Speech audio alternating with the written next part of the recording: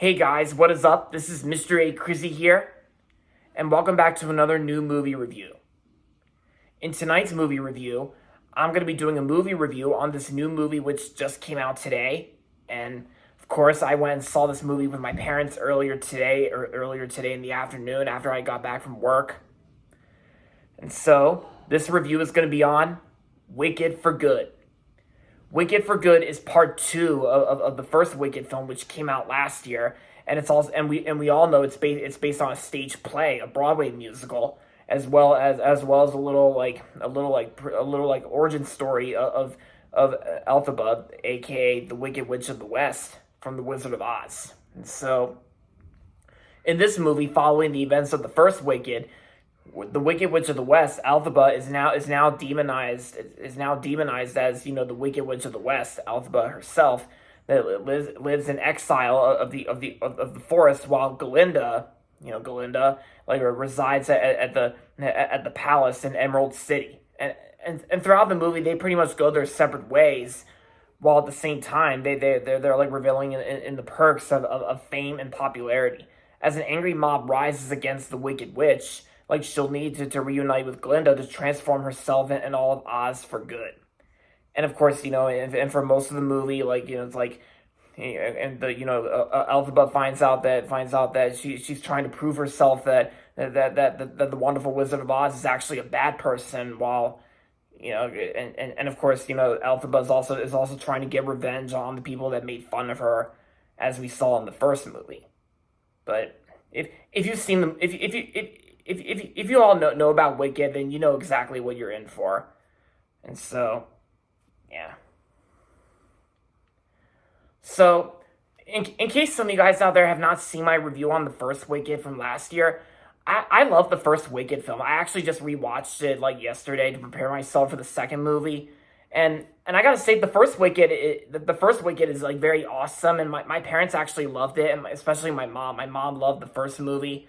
And while the first movie may not be one of my all-time favorite films to come out last year, it was still awesome and a lot of fun to see with my parents last year. So, and then of course we all know for sure that there was going to be a part two this year. And yeah, in some cases when there's a part two, when there's a two-part film, the first one's always the good one, while the second one just fine enough.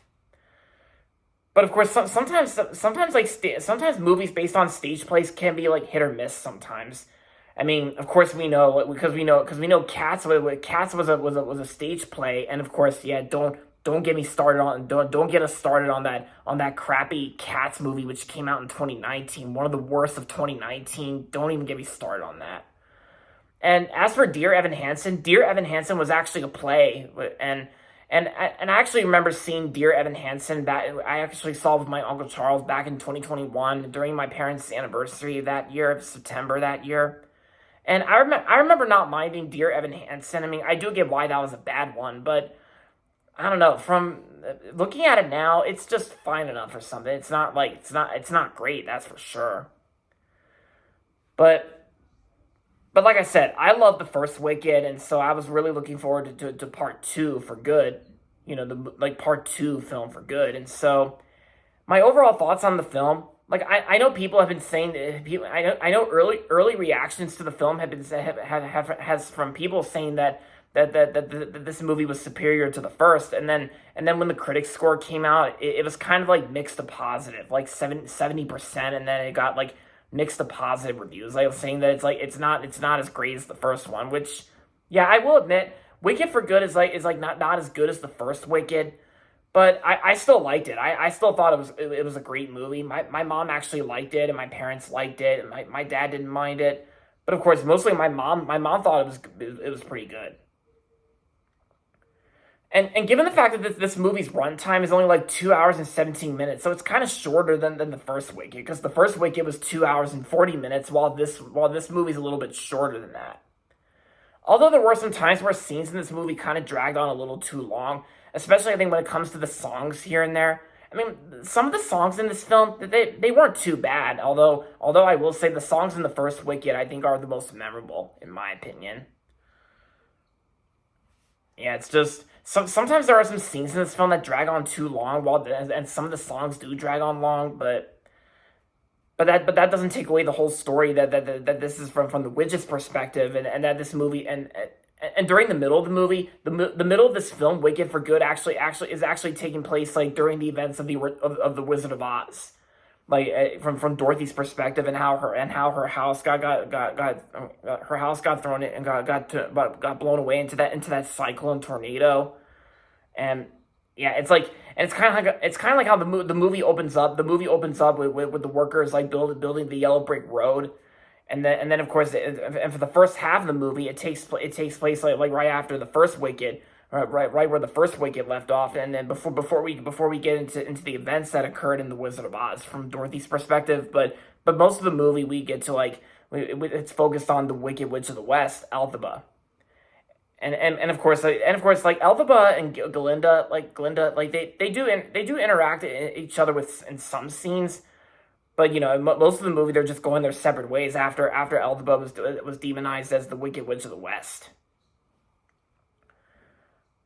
And I will say though, yeah, it's kind of like hard. It's kind of weird and hard to decide like who's the main villain of this film. Like, is it really Elphaba, or is it really the Wonderful Wizard of Oz that Jeff Goldblum plays? I mean, Jeff Goldblum's still great as the Wizard, of course. Like Jeff Goldblum's Wizard of Oz character in the first Wicked, one of my two of my favorite characters from Wicked.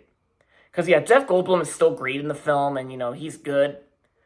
And I will say though, the acting itself is still really good too. Like Cynthia Erivo and Ariana Grande, that they both work well together as our two main leads, and they're both are phenomenal in this film. And yeah, and like I said, the soundtrack itself is not too bad, and John and Chu does a decent job directing this film. John Powell's score is pretty good, and yeah. Oh yeah, and of course, and as for our main Wizard of Oz characters from Dorothy's perspective, if you saw in the trailer for Wicked for Good, if you saw in the trailer, the Cowardly Lion actually appears in this movie, and I thought the guy who did the voice of the Cowardly Lion in this movie, he did pretty good. And of course, you get the Tin Man, and yeah, like the Tin Man was cool to see in the film. Yeah, and I feel like there might be some some parts where it makes you think it's gonna like reenact where it's gonna it's gonna remind you of the 1939 film The Wizard of Oz, but I can't really compare it too much of that because this movie had changes from the second act, because this movie Wicked for Good is actually played out as act two from the stage play. Although there were some changes that were made in this film that weren't in the stage play.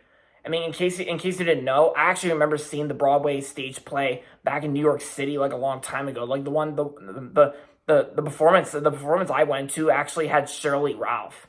Like Shirley Ralph was in the Broadway musical I saw a long time ago in New York City. Like Shirley Ralph, who's the voice of Rita from Oliver and Company.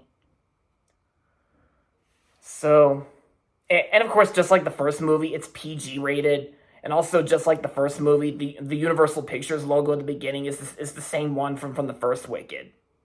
Yeah, because I knew for sure the Universal Pictures logo was going to be the exact same thing as the first Wicked. So, yeah, it was cool.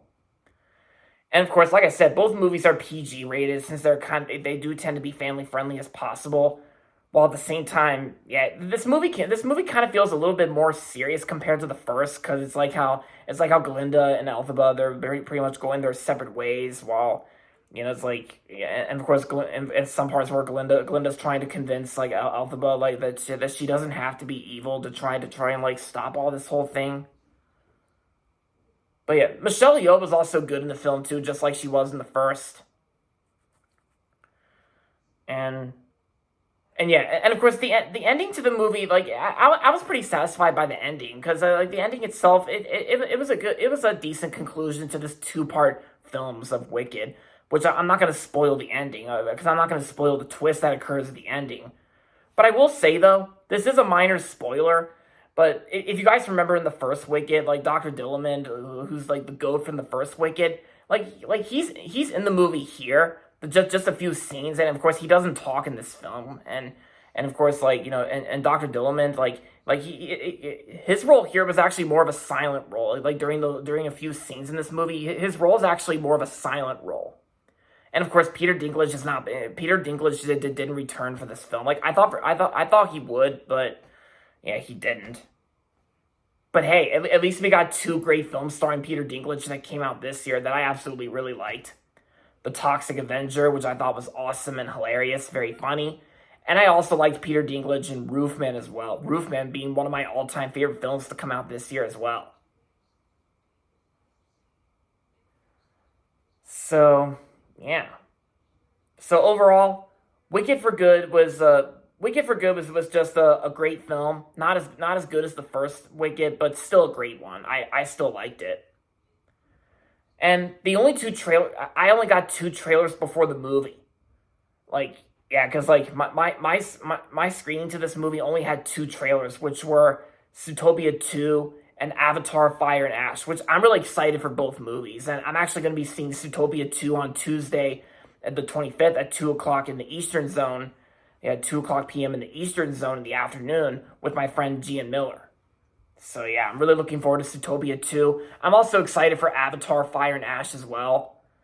And yeah.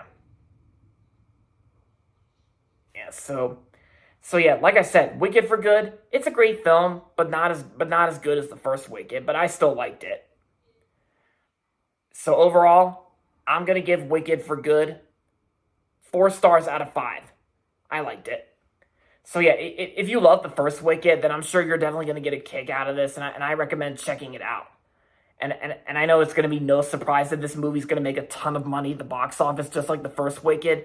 I mean, the first Wicked didn't really need to. I mean, the first Wicked only grossed over $700 million.